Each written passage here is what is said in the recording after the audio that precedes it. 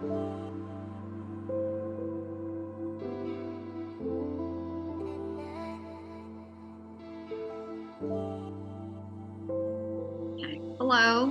and welcome to this very special and important panel discussion this evening, Florida Lives and Land. I'm Linda Sechrist, co-founder and president of the Southwest Florida Reset Center.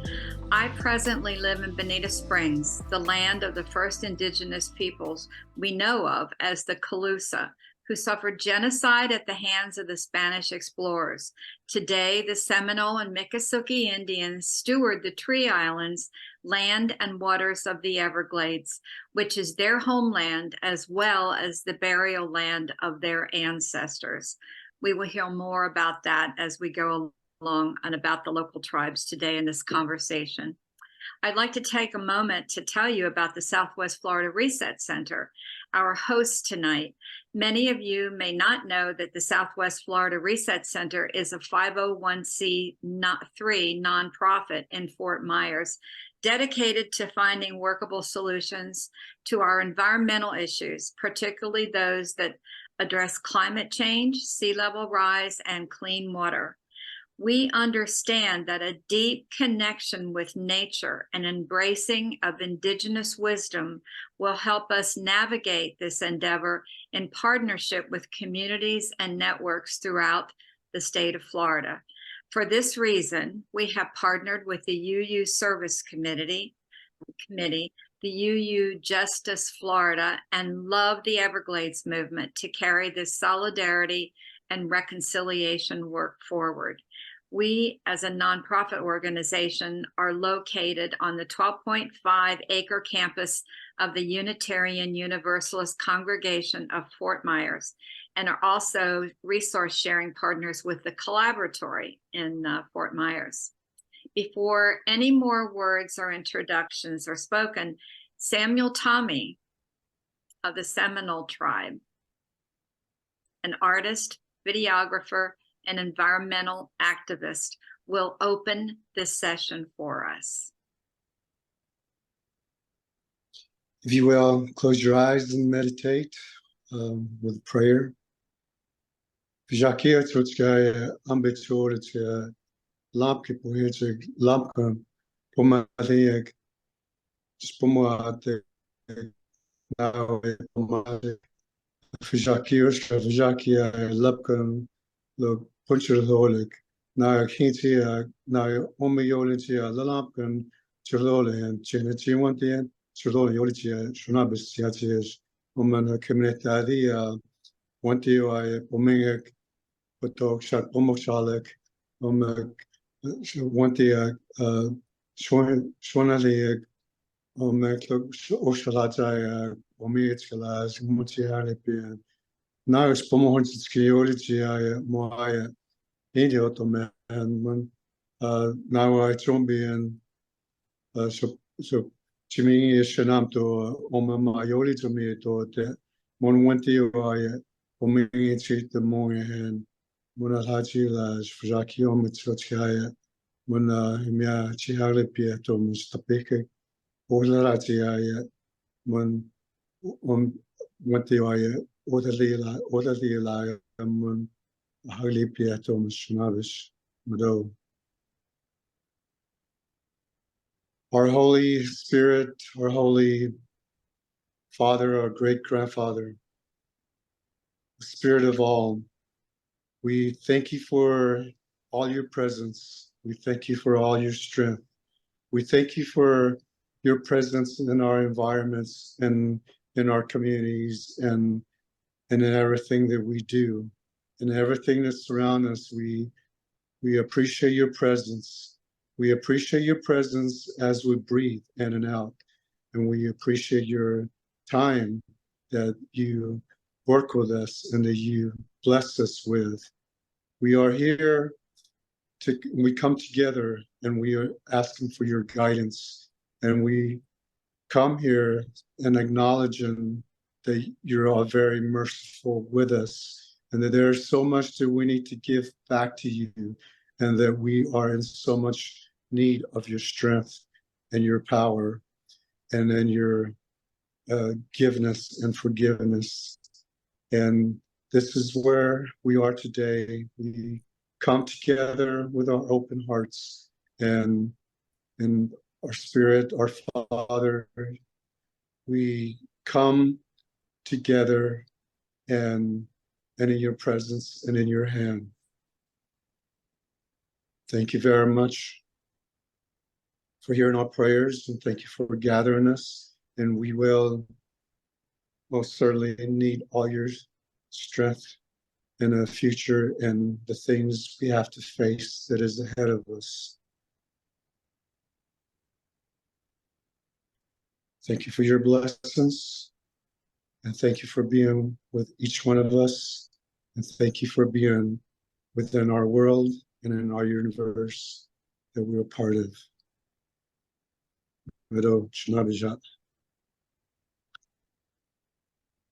Thank you, Samuel. Thank you. Before we move on, just a couple of housekeeping notes. Please keep yourself muted during the program. And if you have any questions, please put them in chat.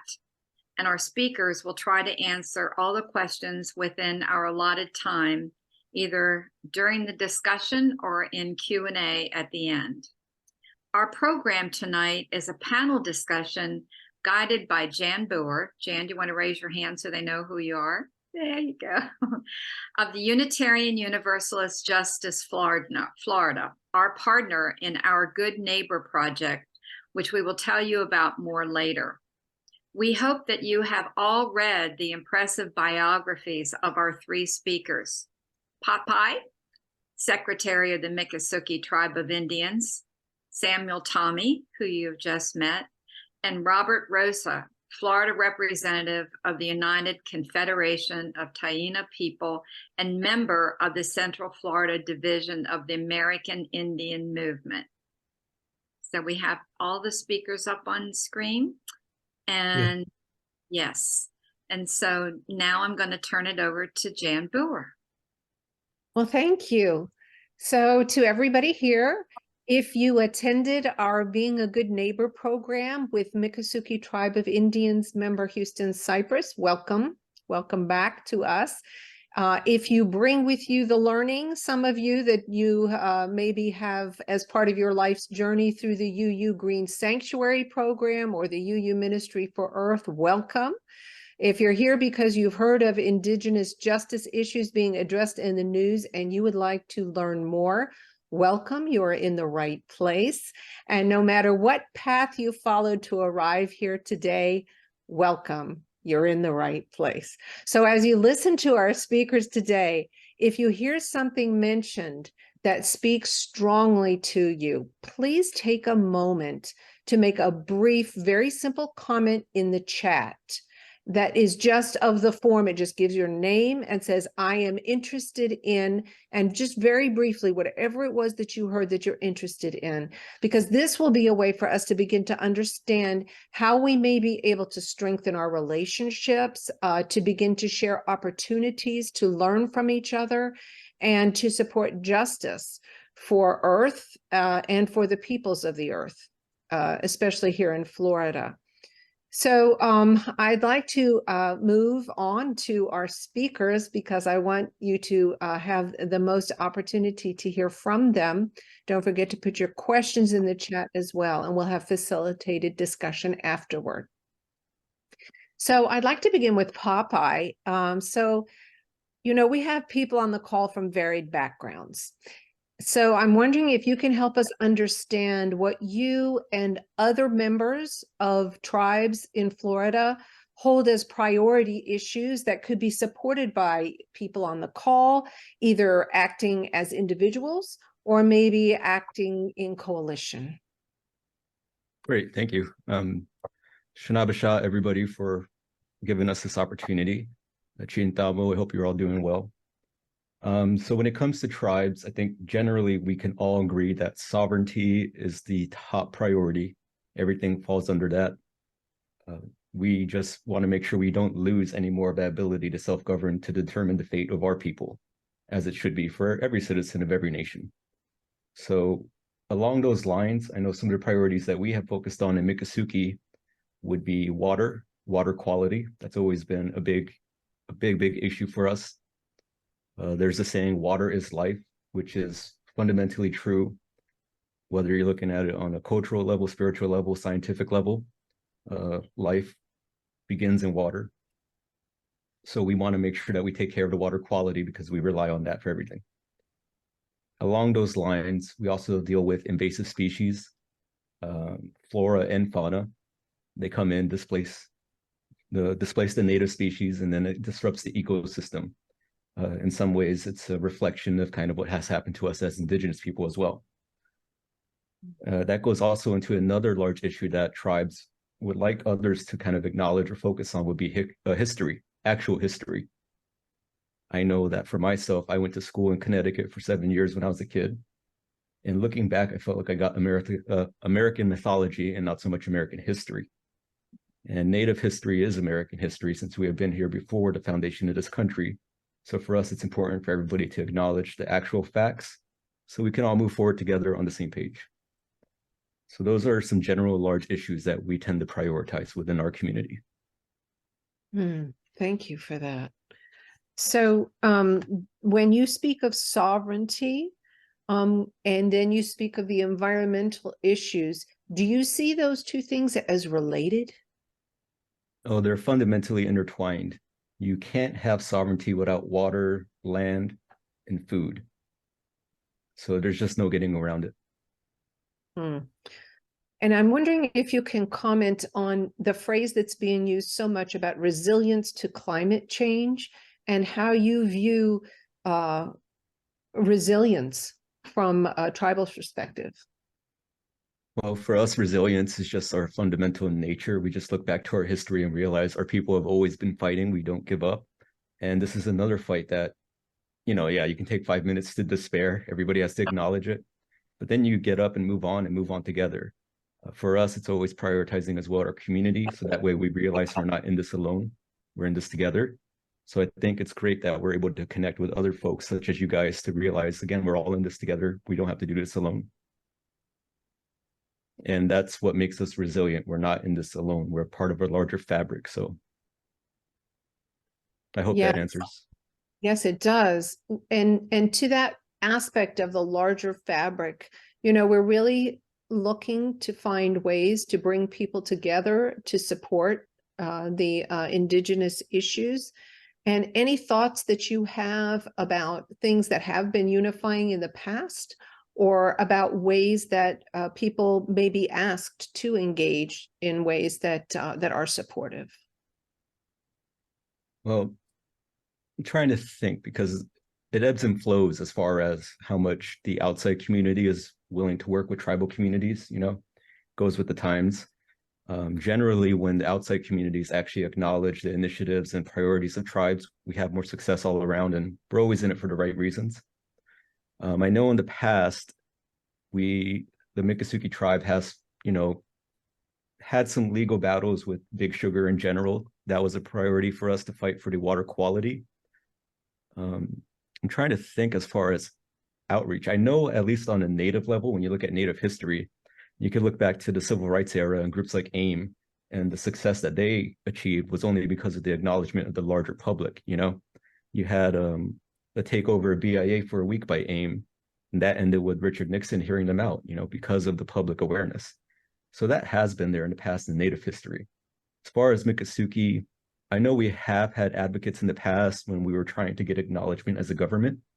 So those are some areas I can think of where, the groups are coming together, tribes, natives and non-natives. Thank you for that. I guess one of my questions, first, I just want to preface it by saying our Being a Good Neighbor program, we had the great fortune of being able to go to the Everglades and take a tour with the Tiger Tours. And there was something about being in the Everglades that really is amazing. And one of the things that was very interesting to me that was pointed out to us was that some of these pipes that were around the Everglades were a scientific measurements that were being taken, and that some of those scientific measurements that are being taken are being used to help provide guidance regarding the restoration of the Everglades and the phosphate levels and so forth. And I'm just wondering if you can tell us what kind of leadership you all have been able to provide in the care of the Everglades. Well, I mentioned earlier that we're in this for the right reasons. It's about conservation and preservation for the land. Looking at our history, the land saved our people, so we feel it's only right that we save it to the best of our ability. So we always look at it from that level. We don't have to weigh moneyed interest or political or outside group focus. It's just about the land itself. So the tribe has always been doing well, not always, but the tribe for decades has been doing water studies. We go from island to island out in the Everglades, taking water samples for phosphorus, oxygenation levels, things like that. And we have, for example, we set the phosphorus level at, I believe it's 10 parts per billion, which is more stringent than the state, which goes at 13 parts per billion. So you kind of see a little difference there, but that little difference makes a big impact on the ecosystem. And since our people have always had, at least for the past few hundred years, a presence out here, even before we were pushed out into the Everglades, if you are at least within our oral history, we were all up and down the East Coast. Tribes were much more interconnected before the foundation of America. So there's always been a presence here. We've always seen how the land has been, and that's why we're worried about where it's going. And we always just try to reach back towards, better time as far as the environmental standards, at least. Yes, and so speaking about environmental standards and just returning to this thought about climate change, there has been global indigenous discussion at like COP27 and so forth, and many times there is a concern that the environmental justice issues of like this fracking in the Everglades thing and all of this attempt to exploit native lands for fossil fuels is going to happen again with renewables. Oh, we're going to put all the wind farms over there. We're going to be putting, fields of solar over there and so forth and so on. Do you have, or can you kind of give us some insight in the area of climate change and this transition to clean energy? Of any positions that you have, any concerns or any opportunities that you see in it? So currently the tribe is actually exploring green energy, how we can get solar down in our community. To me, I just look at it in simple terms of oil. What is oil from? Fossil fuels. So that's your primary fuel source. You're just burning up dead things and spewing them up into the air. You're just shooting death back into the air. The sun, you're capturing its rays, and yes, there is a cost to that. There's always a cost to everything, but the cost to pay to that is, it's much more reasonable, at least to our perspective. It's also weighing as far as our end. Right now, we rely on FP&L, the electrical grid, and that's just not great for us. It's unstable. We always have outages, weekly. Even for our students, it's hard to do math when it's slowly turning into an oven in your school because the power shut off for a little bit. So we're looking at that as another way towards having actual sovereignty. So for us, renewable energy, it's the way we're trying to go, because clearly the other way has not been working. And every oil company out there has done their studies, suppressed the actual information. So clearly they see the value in going to green, and that value takes away from the value that they get. And it's a complicated issue because there's tribes in Alaska, they don't have the protections that other federally recognized tribes do. So they have to explore things like gas or oil. And it's a complicated issue in tribal country. Every tribe is its own culture, its own nation. So you will get different answers depending on who you speak to. But for us in the Everglades, oil, gas extraction, it's just a ridiculous thing to even consider. And we are fighting those type of things. You can reach out to representatives to write about, letters of support with those initiatives. Unfortunately, during the last administrative cycle with the executive branch, a lot of the tribe's input on the lands, at least the Everglades, was taken from us and given to the state. And the state hasn't historically been so open to us and hearing us out on those things. Understood. So I understood that the EPA has begun to meet with the tribe directly, rather than going through other channels. And has that been productive, or is that looking like a relationship that will be supportive to Everglades restoration? It ebbs and flows. We meet face to face, and it's good people, but sometimes the wheels of government grind good people. And unfortunately, I know the tribe, I forget where it is currently, but I know we had been, looking at litigation because of certain environmental issues with the EPA. But that's just a means to an end. We're always willing to, conversate, negotiate in good faith. Yeah, I want to leave you with one last question, and that is really for you to be able to speak. First, it was very interesting to me that you had the invasive species as a metaphor, very interesting. But just in terms of the invasive species that you're experiencing, in your lands, what can you tell us about anything that you see on the horizon that can be done to help mitigate some of that issue? I know that they recently passed a law for exotic reptiles. Basically, you can't have those, which is great. It's a few decades late, but it's great to have it rather than not. So it's being mindful of your actual environment, your nature, the ecosystem around you, which falls on the individuals at this point to get that knowledge. It's out there. We provide it as well. The schools provide it on that level. You have to actually care. And it's a tricky thing trying to find out what makes people actually care, but literally everybody's water system, at least in South Florida, millions of people rely on the Everglades. So there is that. You just have to understand your environment better to protect it, better to understand it in general, know your place within it. Culturally, we have this belief that we don't own all of this stuff. We're just borrowing it from the future. So we owe it to them to leave it better than we found it. And that's just a general philosophy we try to move forward with. It doesn't seem like it's going to do any harm if others will kind of look at it from that perspective. And with the panther being an kind of an indicator species because it goes across so many habitats, how is it doing, and what are your thoughts on the future of the panther? Well, the panther as we knew it does not exist currently because of the revitalization efforts they had to do. They brought in cougars from Texas, which is helping the population levels, but it's changed fundamentally, which, you could look at the environment. It's just an indicator of the environment itself, as you said. I know when I was a child, our water resources had told us that they had found a dead panther that had enough mercury in it to kill a grown adult man. So to me, yes, some quality standards have improved, but there's still a long way to go. So as you mentioned, yeah, the panther is a great indicator species. We're seeing it's resilient, just like the rest of us. We're seeing it still has fight in there, but we need to do our part to make sure it doesn't have a tougher battle. It's not fighting on its own. Thank you for that. Do you have anything else you'd like to contribute before we move on? Just again, that I'm very grateful for you folks for extending this invitation to the three of us.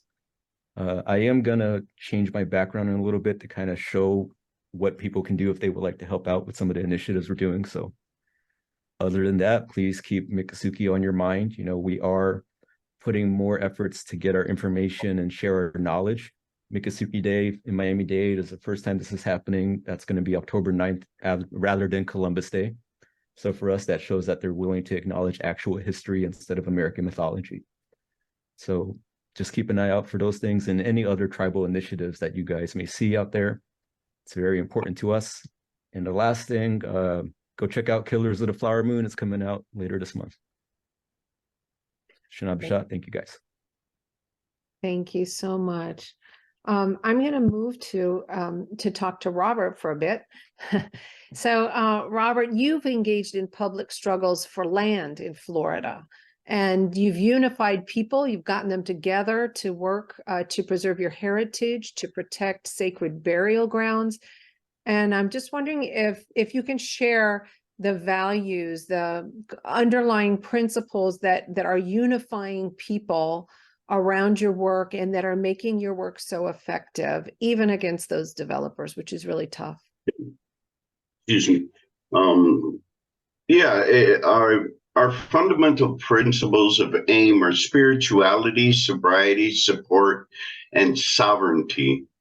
But first and foremost, I'm a guest on this land.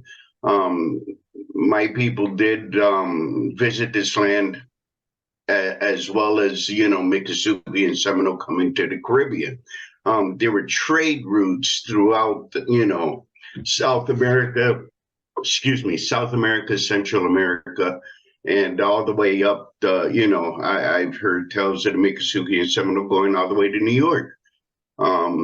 So, once again, I am a guest on this land. I do like to respect the original people of this land. So everything I do, first and foremost, I have to notify those who the land belongs to and who's cared for it. And that's one of the principles of supporting is when you go to support somebody, you have to abide by their rules, by their laws, by their wishes. And sobriety is like a major thing. They've pumped in drugs, they pumped in alcohol to all indigenous communities, as well as to all the places inside urban centers, the poor communities of Black and brown people. So sobriety is a big thing, and you can't reach spirituality, you can't go back to your ceremony if you're not sober. You can't start learning if you don't have a good mind and a good spirit. So those are the principles that we live by, and sovereignty is protecting every indigenous person's rights. As First Nations of this country, and they've been and still are being taken advantage of by menial laws. For example, as the burial laws. All they have to do is send an email to the Miccosukee, to the Seminoles, and for them, that's due notification of what they're doing. So we're in the process of speaking to representatives and trying to get our, all the work in to change these laws. But in the meantime, we have to stop these developers coming in and disrespecting the sovereignty of the Seminole and the Miccosukee. So, I like to honor them in doing that work because, there's a lot of nations out there that once, an ancestor is buried, you're not allowed to revisit that. You're not allowed after a certain amount of time to have them live into your presence because you hold them here. So that's one of the traditions that many tribes have. So and with that, when you do that and you do stand up, it kind of like brings a bad mojo. Like no native will touch any remains that I know of. When they're taken out, there's usually a European or colonizer, whoever dug them out, will be the ones who are told to reinter them. We're not allowed, to touch those remains. They have to reinter them into the ground. So that's some of the work I do. I also do environmental work. We're working on the Shingle Creek, which is the headwaters of the Everglades.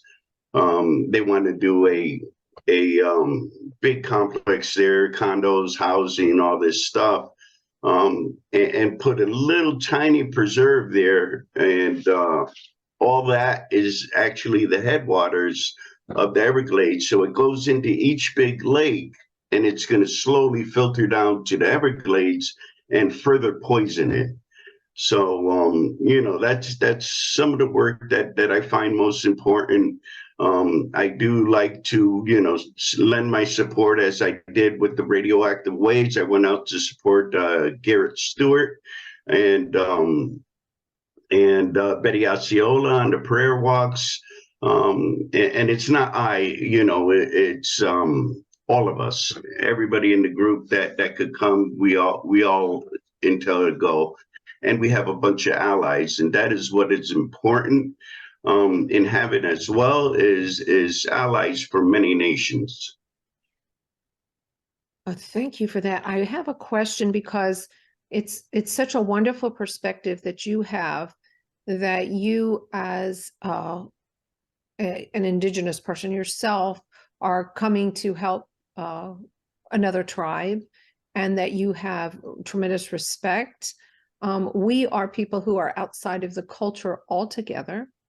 And so to the extent that you can model for us, or that you can give us any thoughts, for example, if we want to amplify a message that is being stated by the Miccosukee or Seminole tribes, right? And we don't want to appropriate the language, the wording, anything, but we want to be true to the message.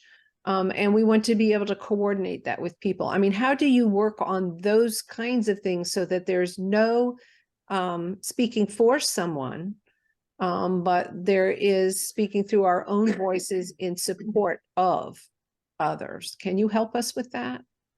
Well, first and foremost, it's you ask permission.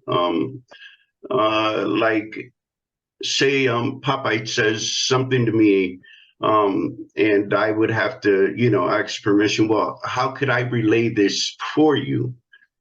Because you don't want to overstep your bounds. It's not, my place, your place, or anybody else's place to speak for anybody else on that grounds.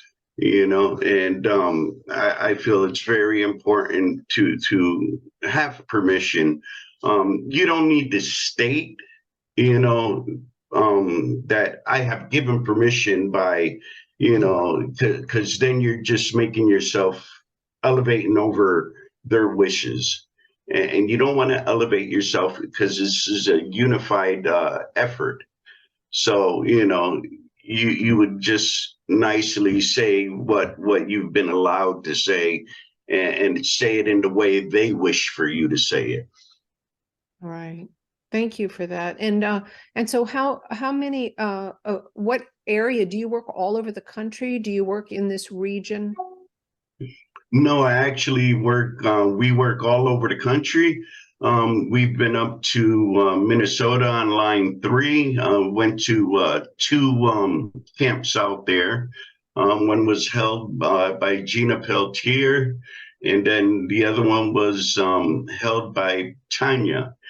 And actually 3 of our comrades got arrested up in line 3, protecting, against the oil company putting that through.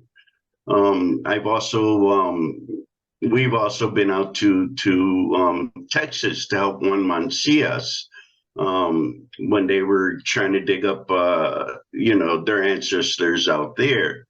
And they were trying to put the border wall right through it. So, we go throughout Florida and throughout the country, and we go where we're needed. But I've also been up to DC several times as well.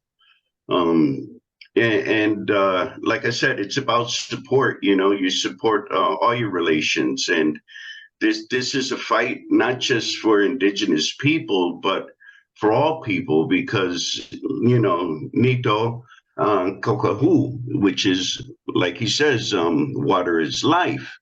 And right now they're destroying the environment, and without the blink of an eye, it's going to be gone. And what's going to happen then? Yes, I think the defense of land, the defense of the earth is strong, probably with most of the people on the call. And I am very interested in earth-centered traditions and the concept of the land and being of the land. And I'm wondering if you can help us understand that. Yeah, the land is the land has its own spirit. All of us have a spirit. We're all one. There isn't a separation. You know, you're made of water. Water is life. Water is you. Water is everything. You know, and there's, you know, the when we go hunting, you know, we hunt, we say we kill a deer, we act, you know, we thank him for that, you know, giving his life for us to give us life. So it's all one big circle. There's nobody separate. We're all family. You know, the land, you're part of the land, you're part of the water, you're part of the air, you know. And once you get out of the colonial mindset that um, you're the master of the land, you're the master of the cow, the food, the whatever it may be.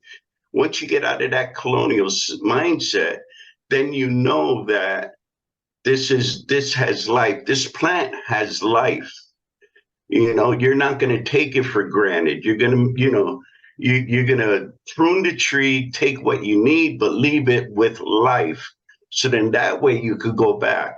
Like our people, when we used to collect the turtle eggs, you would always leave a few turtle eggs in order for them to hatch and grow again. You know, you would only, you know, most hunters know this. When you hunt, you're not going to kill someone, you know, a doe that is pregnant. You're not going to, and you go at a certain time.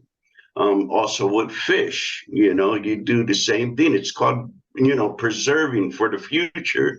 You know, when the Columbus came over, the turtles were so big that 4 men could stand in a turtle shell, and that was allowed because, you know, we preserved them. We made sure that they were there for the future generations, as well as the medicines, as well as the plants we ate, you know. Thank you. That's such a strong statement. Well, I know we're going to want to get to questions, so I want to move to Samuel, and I wanted to thank you, Robert. So Samuel, your words in the opening and your incorporation of your language and the way that you use the arts in your public messages all speak really strongly to your ability to communicate and to communicate like fluently across different ways of communicating about the human experience in context. So I'm wondering if you can help us understand your experience and that of other Indigenous peoples in Florida, but within that broader context of human rights. Where does the experience fit in this spectrum of human rights? Thank you. Thank you very much. And thank you to all the organizers. Thanks to everyone listening and joining us. Thank you very much. I am from the Bird Clan. The Miccosukee Seminole culture has a clan system pretty much based on animals, and also there's a wind clan. And there used to be many clans at one time, but now there's just only like a handful left. And from my clan, which is the Bird Clan, traditionally we were the visionaries. We are the mediators, and we were the peacemakers. And this is what we practiced like for hundreds of years. And this was our part of the makeup of our societies that we had. And different clans had different responsibilities. And as of today, I'm not a representative of the tribe in any way. I tell people, I introduce myself as the citizen of Seminole Tribe of Florida, and my cultural background is the Miccosukee. And so I do stay constant contact with my elders and the things that I've learned from them over the years. That they have been my guide, and I still talk with them, and I go out to events. I'm invited to conventions and different events to speak for land acknowledgement, which is that I'm invited to come to their conferences to say that as Indigenous people, we are here, and there used to be many nations, even within Florida area, and and today we are still around. It is believed that the Miccosukee Seminoles is we do carry the blood of other tribes that were in Florida, and that's come into light, and people are starting to talk about that now.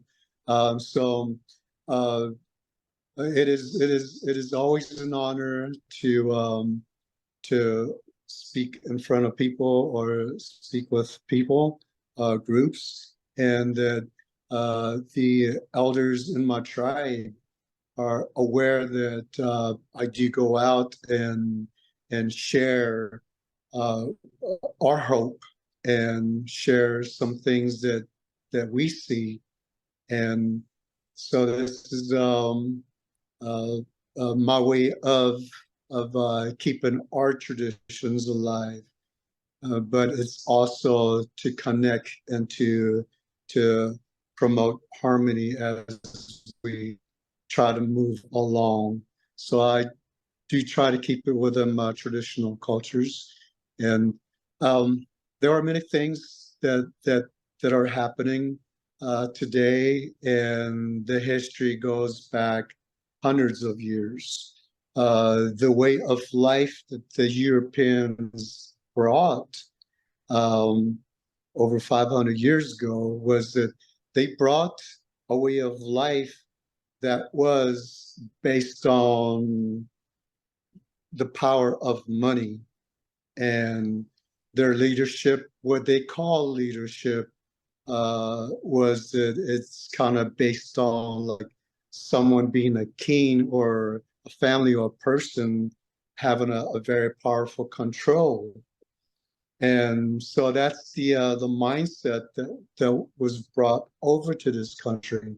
And also back in Europe, they used the natural resources, and they would basically destroy a lot. And a lot of that was it might have helped the power of the money. So these are the people that came over to this continent, and which in this continent, the natural resources is totally a sacred property of the high spirit, and the people's lives, the people's way of living is very sacred. So these are two contrasting life systems, or the way they approach life, and from there on there has been this clash. And it's amazing that the Native American leaders throughout this land have tried to communicate with a European mindset that everything around you is sacred. Everything around you is connected. Everything around you is alive. Everything is working with you. And this is what they have tried to communicate for quite some time, for hundreds of years, before this Europeans turned this continent into United States. They were trying to make them aware that, respecting what's around you, you can open up and connect to the forces of life that is happening. And this is the communication that never happened. The Europeans that came here, I think it was not part of their culture to actually attentively listen. And I still, I still teach my European Americans about that. Like, hey, you guys don't know how to listen. You just don't listen. I'm trying to tell you something and you jump in and change everything and you don't hear what I'm saying. So, the differences have always been there, and the failure of communication was always there. It might have been the Europeans' cultural that they could not really comprehend what we were saying, but not only that, there has always been an elite, um, uh, very powerful in knowledge of how to control people and how to manipulate, um, how people will vote for so-called leaders. So, so there has always been a manipulation of the masses or the citizens, and as the United States was developed, um, this is what was based on. The so-called leadership was based on controlling people's minds through fears, so many ways, and and it is same today. The practice is still the same. The people that are running for high offices, they have scientists that have high knowledge, and the speech writers also have all the access to all these information. So when a politician is speaking, they have a scientific knowledge of what to say to the people and to excite them and make them believe them, and everyone's going to run and go vote for these people, and then later on everyone's going to be very upset and like, oh, like, and it's like they can't do anything about it, and the politicians are doing what they want. And so this is a continuing practice that keeps happening.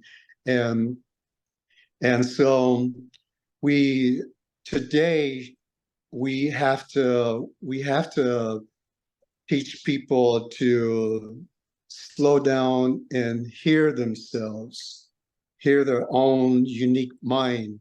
They need to hear their own unique hearts. We have people that we need to embrace and teach them all this, because I know it, you know it. All these politicians right now, they are saying things to take their minds and to take control, and so that they can, have their votes and stay in the power that they want. The power that is actually taking us into so much destructions. And personally, I always say that all these government systems on this globe have all been doing everything backwards, and they're still doing things backwards. And it's when people learn to hear their own hearts through the high spirit, and and uh, within past 100 years, Native Americans have always been saying there's spirit in everything. Their spirit, the spirit of everything is connected to your spirit. Nowadays, I have to talk to people and tell them that the frequencies are within everything, and the vibrations are within everything, and completely around you, within the galaxies, within the planets, within the solar systems, and within your heartbeat. The frequencies are there.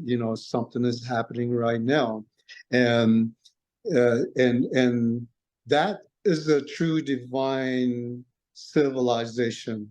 A civilization is not what was forced in your mind to believe. Civilization is a divine plan that keeps growing and expanding, and human beings need to wake up. One of my elders kept asking everyone, Bobby C. Billy, he used to lead prayer walks, and we lost him not too long ago, but he always, always said, when is everybody going to wake up? And so we are at a very critical point. I hear the Americans and other people saying, yeah, we have to like, ask the Native Americans like their knowledge and see what they can do to help us and what can we do. I hear that. But it's not just environmental.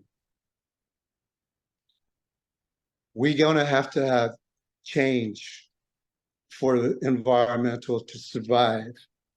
In order for that to happen, is that the policies, the laws that governs the functions in the United States and everywhere else, all these policies and laws need to change as soon as possible.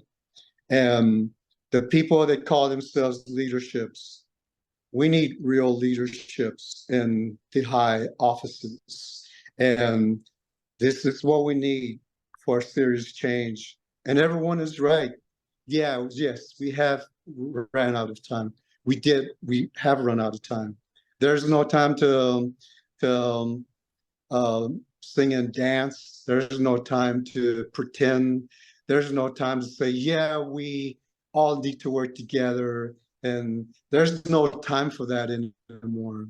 It's time to turn around and embrace your community and that so that they may be sincerely connected with themselves and that they need to know what the reality is and where the government system is, where it's been going and where it's going to go now. And so that is where we're at. That's the point that we're at, and things that I'm saying to you right now, it's not really. I'm not really making things up. These are things that I've been hearing from my elders for years, and it's also the elders within the past 500 years. It's the same message that they were trying to communicate with you all. And it's up to us to really make a change or just sing and dance and whatever it is that we've been doing. It's up to every one of us now. Thank you. That is a great place to begin a discussion with the people on the call. It's up to each of us now, and we have that ability to do so. And I see that first, I want to just take a moment and take a breath and just let what you said settle.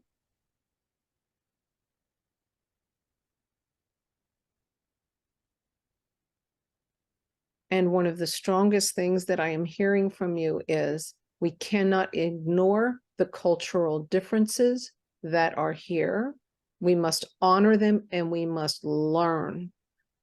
We cannot just say, oh, we're just like you, we're going to just move on ahead. No, we need to listen to the cultural differences here. So I'm going to turn things over to Holly and to Gary, who have been looking at the questions coming in from people. And I want to be sure that you all give Popeye a chance. He has some things behind him on the screen that he said would be helpful. They're quite small on my screen. I can probably make it much bigger if I use full screen. They're in the chat now. Thank you, Popeye. I think you've put those in the chat. Is that what you put in the chat? Yeah, it should all be there. That is awesome. So in addition to reading all of this that's in the chat today, we will send you all the chat, everybody that's attending, just in case we've missed something or there's links that any of you want to drop that want us to know, you can drop them in them as well. So there are a lot of questions in here and we're a little short on time. So I want to make sure you're all good for staying here for a few extra minutes. You're okay? You're okay on time? Okay. So let's see. Gary, do you see a burning question first that you would like to ask? Well, there's one that asks, do any tribes have mineral rights for their lands? It's a good question. We're actually fighting for that right now through Wild Landscapes, so you can look that up. And I know some of the citizen groups I put up there should have some knowledge about that as well. We are going to be putting more information out there, but if you look up Wild Landscapes, that is concerning mineral rights in Big Cypress. So that's one initiative and one area you can look out to. Okay. Unfortunately, I do want to say it's because tribal input was taken away during the last administration, given from the federal level to the state level, that we have to approach it that way. But that's traditionally been a federal responsibility. How are they able to do that? How were they able to give that away? I forgot the exact mechanism, but it was just part of the government bureaucratic process. I guess they just enabled that, transferred the power over. The 404 assumption, I think that's what it was. I'd have to look into that a little bit more. Okay. Provide you a more accurate statement. We heard about prayer walks, and there's someone wondering if there are more prayer walks planned in the next few months, and what kind of support would you need for those? Absolutely. There is one, I believe, October 13th and 14th. October 14th is the day. And that is the part 3 of the same walk that we've been doing with Garrett Stewart and Betty Osceola. And that'll be in the Everglades, and you could look on Garrett's page for that, as well as Betty's and mine as well. I posted as well. Okay. I'm happy to send out the announcement about that to those who are on this call today that never look at Facebook. So I know I know that there are some non-Facebook users here, so I'm happy to share that information with everybody. May I also say on October 9th at Anclo Park, we will be doing an event there but more so for saving that burial out there as well. What's the name of that place again, Robert? Where? Anclo Park in Pasco County. Okay. And we will be at Pavilion 2. And how do you spell the name of that park? I'm putting it in the chat for everybody. I was just putting it as well. Oh, good. Okay, I'll let you do it. I'm such a bad speller, so there you go. Yeah, we're just at 4:01 right now. It's so awesome to have all of you here. So many new faces for me, but it just shows that across the state, there is a lot of concern, solidarity, and a willingness to reach out across our cultures and our possible differences and come into reconciliation and to solidarity. I'm just so happy with this. And Linda, I wanted to just give you the floor for a minute to ask a question, because I think you have an invitation that you want to make. Is that true? Yes, it is. I would like to invite all 3 of you back for another reset conversation, possibly in January, to see how much involvement, who has participated in this, from questions and for what you're telling us, how we have responded. I guess I would be interested in that. And somebody did put a question here: who do we contact to help on a local level for Pinellas and Hillsborough County? Someone asked that. Do you have an answer? I know on my level, I would have to get back to you guys. I'd look in to see more directly into various counties who we can direct you to. Okay. But I would also say, there's always the state level as well. So state level, federal level, you have your state representatives, senators, state senators. So Okay. And I was wondering, the other thing is how to be a good neighbor program that'll be coming up. If any of you are on this call who would like to be involved in that, it's 5 weeks. And that begins, when is that, Holly? The beginning of that? And the beginning will be the first Monday in March. And I think that, John, you can drop a link for being a good neighbor, and there will be a link to that.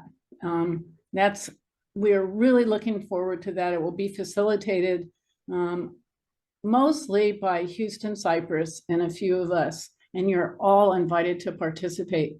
We did it last year. We did it in the beginning of the year, actually this year, January and February.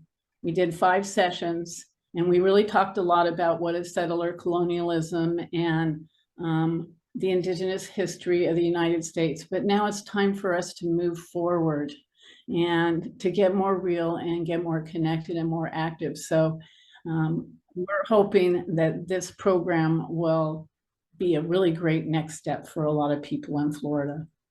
Yes. And registration for that program is in the chat. So when you get the chat, you will be able to see that about halfway through the chat. Right.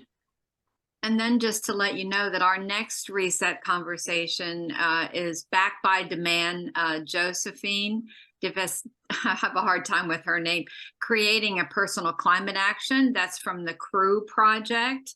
So she'll be joining us on November the 14th at 6 o'clock. And we have a Plant and Seed Festival coming up on December the 9th that we'd like to all invite you to.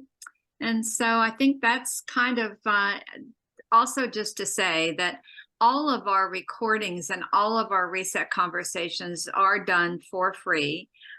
So if any of you would like to donate to Reset, it would be most welcome. And I think that sums it up, Holly. I think it does too. I want to thank all of you for being with us. We will be emailing you the chat, any links there are, and hopefully get dates, times, and places right of some upcoming Seminole, Miccosukee, and Indigenous Solidarity events across the state of Florida. So, one more thing though, Holly, when we send this link out, can we send what's in the chat too, so that people get that? There are some things in there have been added since we just spoke. What I'll do is I'll take the whole chat and put it into a PDF so that everybody will see it. Now, I did see one thing in the chat, that there is a Maya elder with us today, and I didn't see who their name was, but I want to acknowledge that you were here and thank you for attending. And I want to thank all of you for attending. There was one question in the very beginning about the Quaker movement contribution to this movement. I think it was from Beverly, and I don't even know if Beverly's still here, but there's some links in that question. And so that will go out in the chat, and hopefully we can, there you are. Hi, Beverly. Good to see you, sister.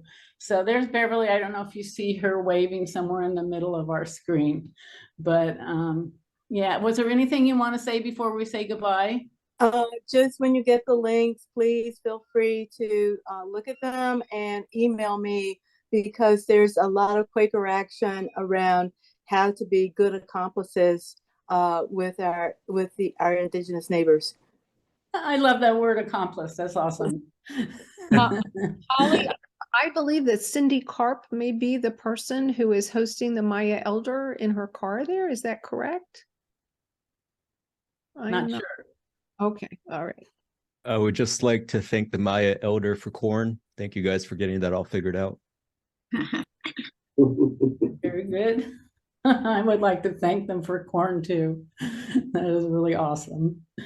So I'm feeling so much love. I hate to say goodbye. I hate to go off. There's so many nice things in the chat. Many of them are thank you. Kat, poetry on Zoom. Holly has info. Okay, one person here, Kat Pavetti.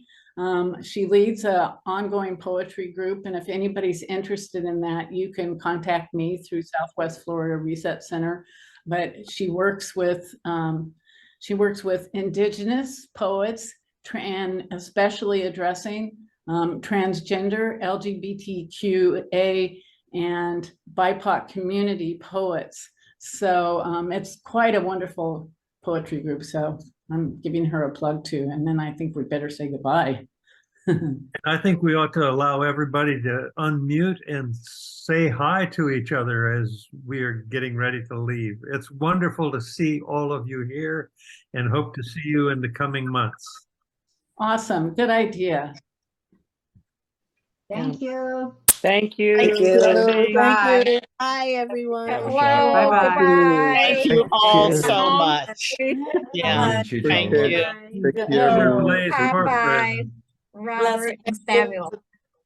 Thank you. Don't forget to check out the Miccosukee Indian Arts and Crafts Festival. Oh, yes. Hope to see you guys there. Yeah. When is it? Definitely. I It's believe really that soon. runs December 28th to the 30th or 31st, around there. That Information will be is online. awesome. Maybe I can even be there for that. Well, if you Oh, guys see that'd me be there, great. just feel free to say hi. It's Popeye. That's Have a awesome. Good night. Yeah. Awesome. Thank you. Thank you everybody. all so much. Good night. Popeye, Good night. Samuel, Robert, Bye-bye. wonderful to have you aboard. You guys are the best. Your wisdom. Much love. We are so appreciative and respectful of the knowledge that you've shared. Thank you. Thank you. Yeah, thank you for sharing. Sure. Some people don't want to go. I'm just going to sit here until you're all gone. Oh, what? Gosh, Holly, some of us might not leave because we just need the love. Well, I'm here. It's nice to Right, see everyone. you. I spent all day dealing with vicious harassment of Indigenous members of my family. So, yep, I do need it. Yeah, I did. Well, much love to you, Kat. It's really great to see you. I'm so glad to see your face. Yeah. And good to see yours, Kat. Thanks, Gary. Okay. Love you. Love you. Bye-bye. Love to you all. We're doing good work It matters. in good company. It does matter. It does matter. And it Yeah. matters more now than it ever has before. So I so agree with that. The other thing that I have at least convinced a couple of people to do is we're going to host a discussion of Cynthia Kingman's Berry Street essay that she presented at GA.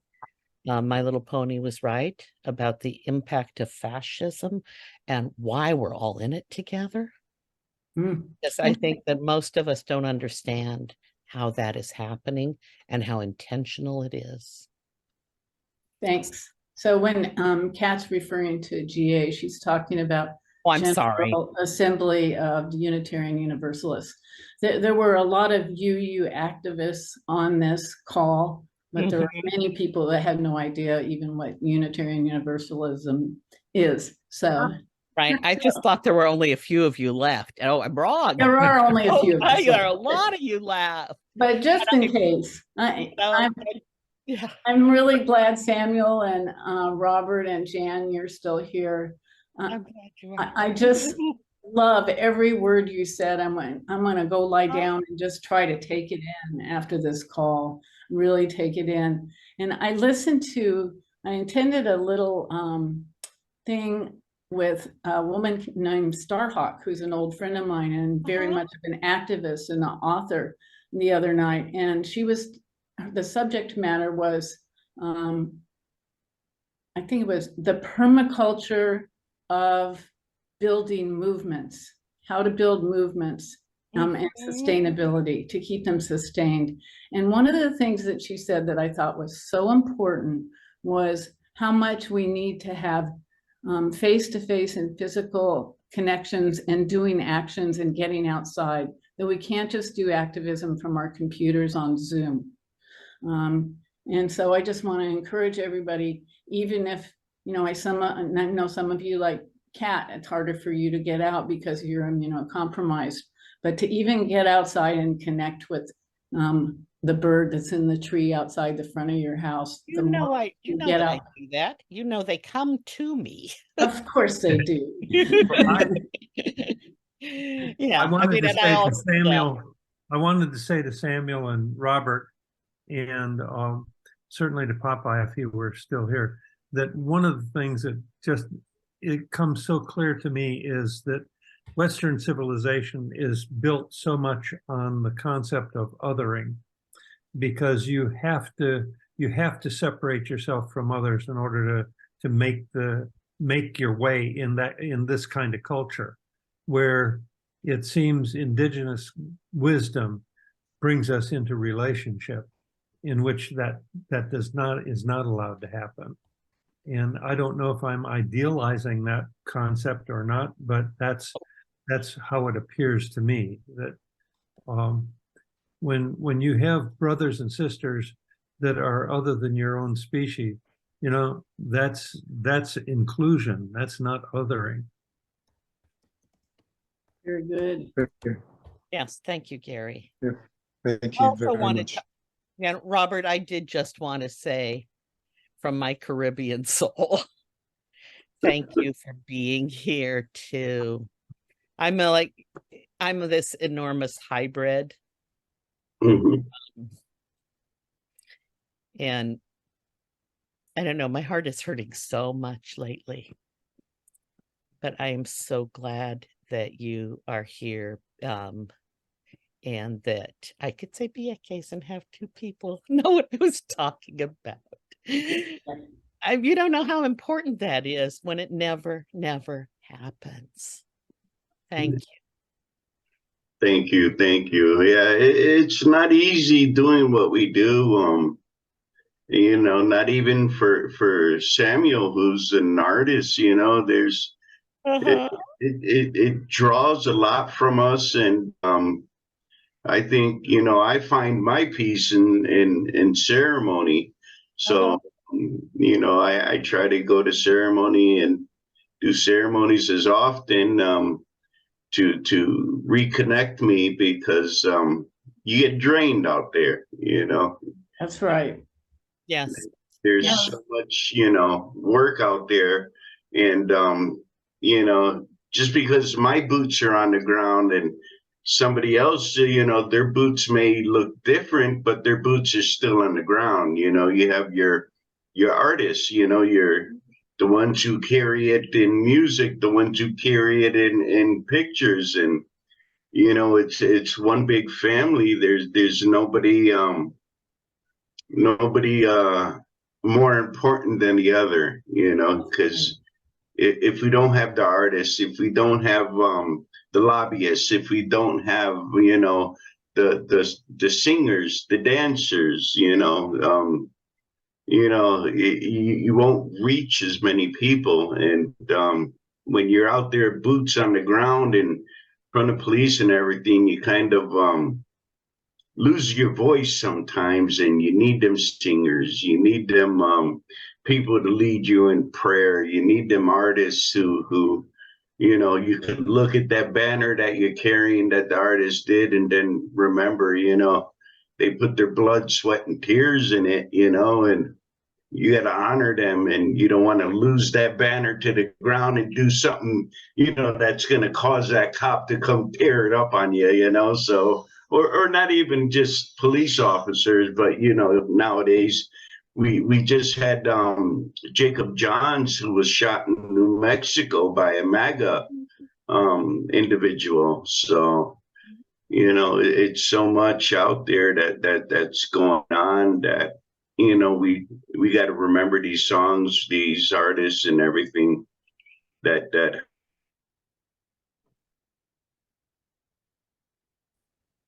Oops. I You think just froze for a minute. offering. Yeah. Yeah. Well, the strength of diversity is incredible, and we all have different gifts, and we need to be free in giving them. And Yeah. as we age, those gifts might change. Oh, yeah.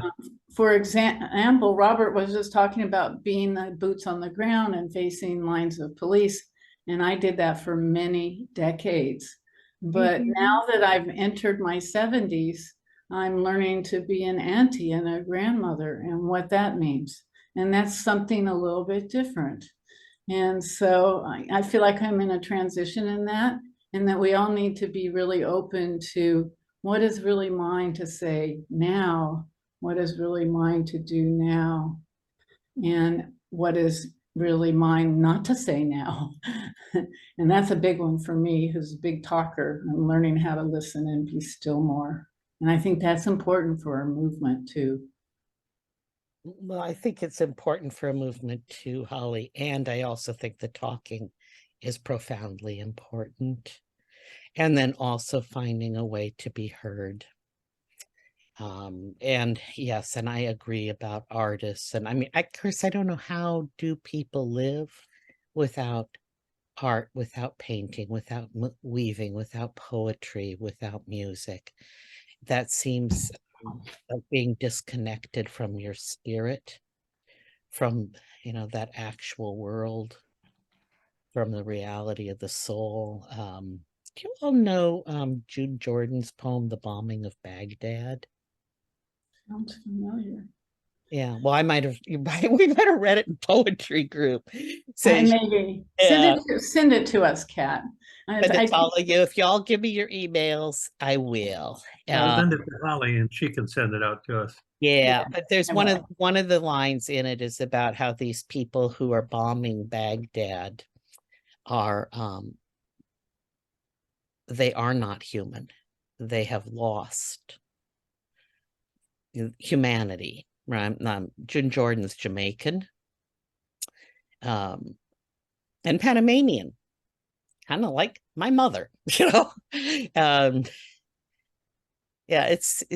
I do see why all my maternal relatives ended up living in the islands, mostly in the Pacific, and didn't come back. And their children, I mean, they come try the mainland for a while, then they flee to islands again. I absolutely understand that.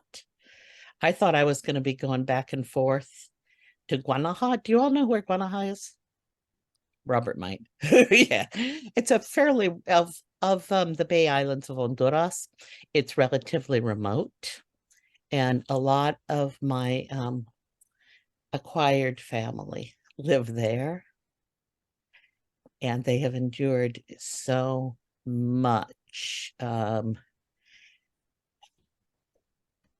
They, like the assaults from, on the one hand, from US supported drug runners, and on the other hand, from the police themselves who are protecting the cartels. That's been hard. But I also, Holly knows I was one of those people standing in front of the bullets too, standing between the person of color and me who look white, right? That could shoot me. It was pretty handy. I mean, I never really thought they would shoot me, but at the end, what does it matter? What choice do you have? Yeah. And yeah. On that note, maybe it's time to end. I did get shot, but that's another story. Well, I know, and I know a lot of people that did too. But pretty much everybody that I really deeply love has been fired upon.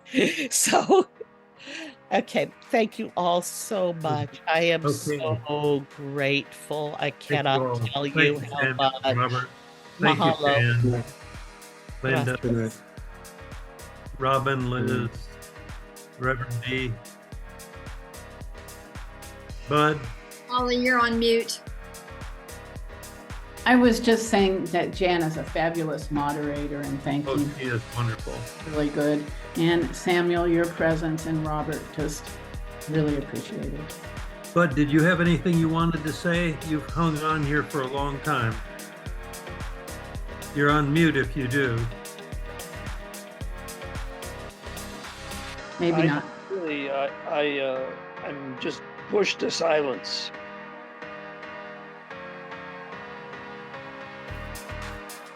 No, that's where I'm going.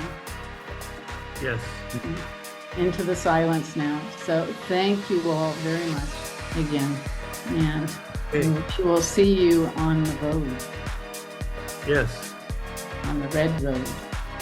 Good night, Liz. Good night, Robin. Good night, everyone. Good night, everyone. Good night. Good night, Robert. Good night.